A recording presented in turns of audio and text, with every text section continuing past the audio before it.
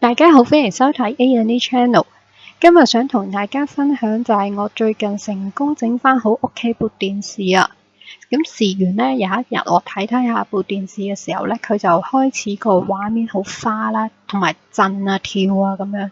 咁我就以為部機呢真係差唔多夠期啦，因為用咗5年。咁呢部係 Samsung 嘅43寸電視嚟嘅。其實我心裏面咧就諗住呢部機點都要換，咁就應該都係掉噶啦。我就點都唔會揾人整啊，因為揾人整都唔知幾多錢，同埋相信都唔平啦。咁而且亦都用咗5年。出於好奇，咁我都上網咧查下，點解會有呢一啲情況啦，同埋會唔會有得解決？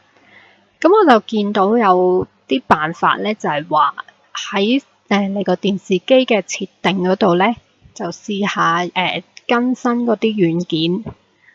咁跟住另一個咧就係做嗰個咩圖像自我診斷。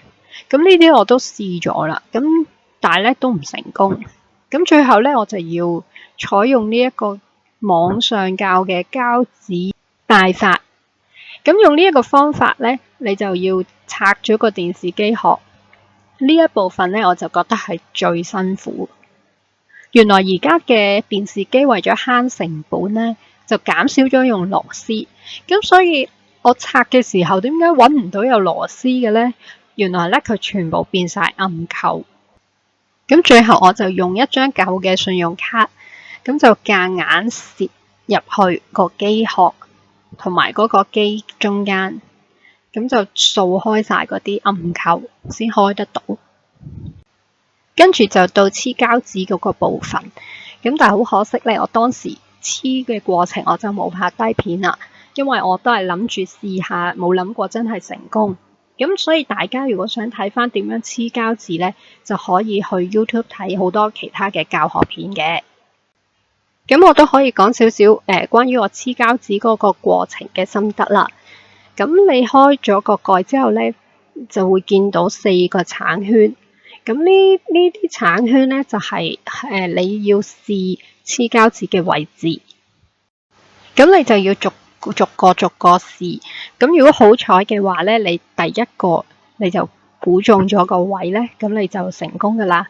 咁但係如果唔啱咧，你就要逐個位去試，咁都幾嘥時間嘅。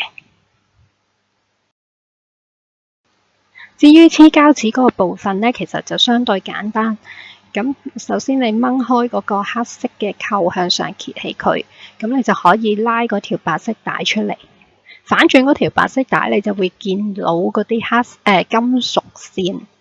咁將細細地嘅膠紙黐住，大概我諗8條至10條嘅金屬線，令到佢接觸唔到。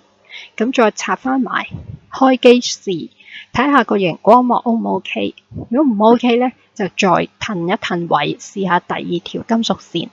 咁如此類推咧，你就試落去其他嘅部分，咁直到個電視係 OK 翻咯。提下大家，你哋黐膠紙嘅時候咧，記得要熄咗個電源先去試，咁黐好嘅時候先再開翻個電。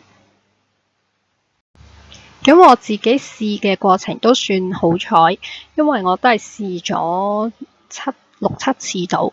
咁我嗰個位置咧就係紅圈呢一條帶，金屬線就係中間嘅位置到咯。咁希望今日呢一條片咧可以幫到大家啦。咁如果大家中意嘅，記得留言、like 同埋 subscribe 我嘅 channel。